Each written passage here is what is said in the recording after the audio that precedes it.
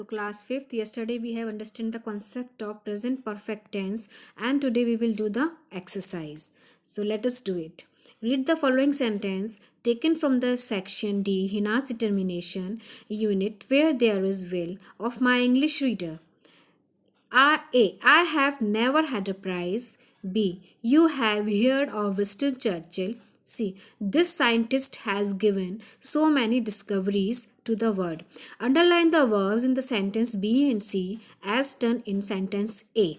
तो जो से सेंटेंस ए में हैव और हैड पर हमने अंडरलाइन किया था, तो इस तरह बी और सी में भी हमें अंडरलाइन करना है जो हमारी हैव और जो हमारा थर्ड फॉर्म है वर्ब का, जैसे हैव हियर्ड इन बी और C has given, given the third form of give, hear the third form of here.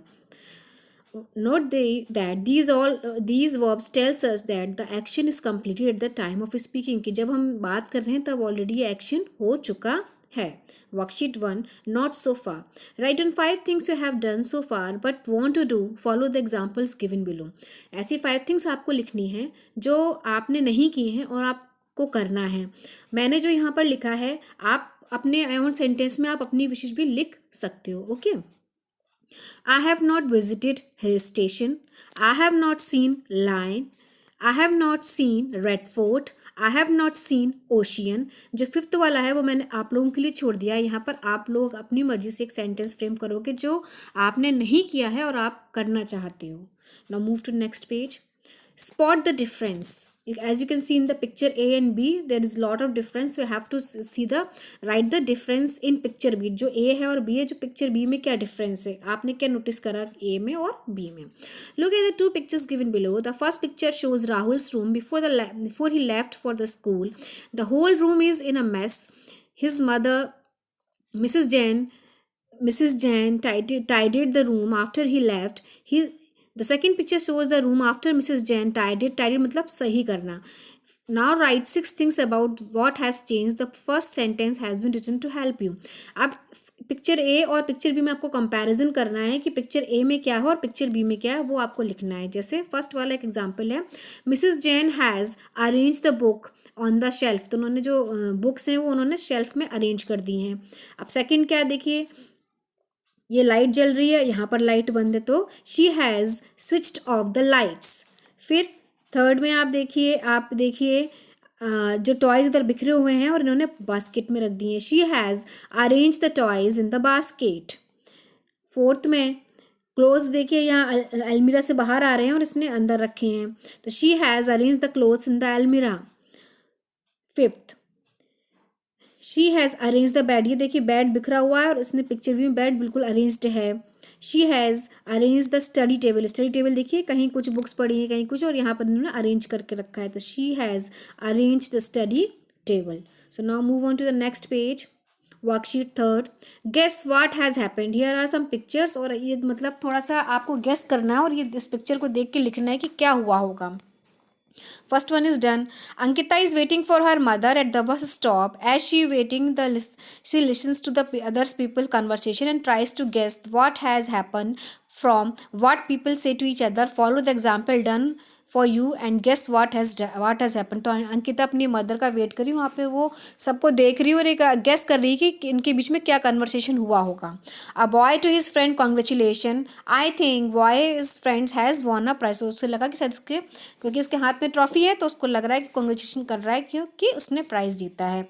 ना second, an old man to a boy thank you. अब old man boy से thank you बोल रहा है, तो क्यों? I think the boy has helped the old man to cross the road. आप picture में देख सकते हो इसको रोड क्रॉस करा रहा है. Third, a child to her teacher thank you so much ma'am.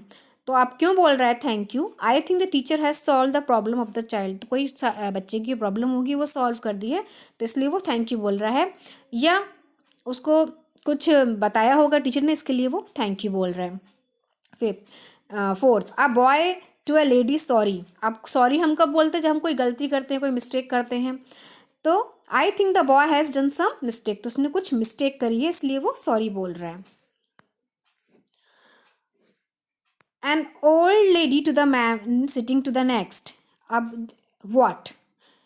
तो इसमें क्या है बेटा, इसमें थोड़ा सा क्लियर नहीं आ रहा है, लेकिन स्टार्टिंग हम आई थिंक से ही कर रहे हैं। तो I think the man has asked something to the lady. तो वो कह रही है कि मुझे लगता है कि उसने कुछ, जो पीछे मैन बैठा है तो उसने कुछ पूछा, मतलब पूछा होगा लेडी से, ask something to the lady. Now worksheet 4th. Look at this picture that depict different moods of some people. It let us guess why they are in this mood. The first one has been done for you. तो यहाँ पे picture हैं, तो यहाँ पे different moods की picture है। कोई सोच रहा है, कोई क्राई कर रहा है, कोई एंग्री हो रहा है, कोई टायर्ड है। तो क्यों है? She is worried because her son has not return to home. As you can see in the picture, वो अपने सन के बारे में सोच रही है। He is crying because he has, आप लोग कब रोते हैं जबकि कोई बात, कुछ चीज़ खो जाए या कुछ भी हो जाए, तो he has lost his toys. He is angry because, आप यहाँ पे कुछ भी लिख सकते हो। His son has not scored good marks, आप ये भी लिख सकते हो, या आप कुछ भी लिख सकते हो कि his employ did not do the proper work, कुछ भी लिख सकते हो। Okay.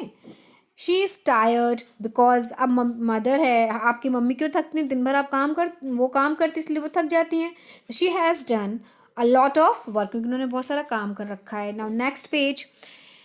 He is laughing because he has heard a joke. अब वो लाफ कर रहे हैं, क्यों? क्योंकि उन्होंने कोई जोक सुन रखा है। हम हंसते हैं कब, हम कोई मजाक सुनते हैं। He is excited because he has got a new bag. आप यहाँ पे कुछ भी लिख सकते हो। He has got a new cycle, he has got a new toy, इसलिए वो एक्साइटेड है। Okay. Now worksheet 5th. Work with your partner and write down 5 important events that have taken place in the work till today. 1 is done for, जो अभी तक मतलब हो चुके हैं वो लिखने हैं। First one, man has landed on the moon. Okay. Man, तो यहाँ पे लिखिए, man has invented telephone, man has invented TV, man has climbed on the mount Everest, man has invented trains. So today we will do up to here only, and in next class we will do the remaining part of the exercise. Thank you children and have a nice day.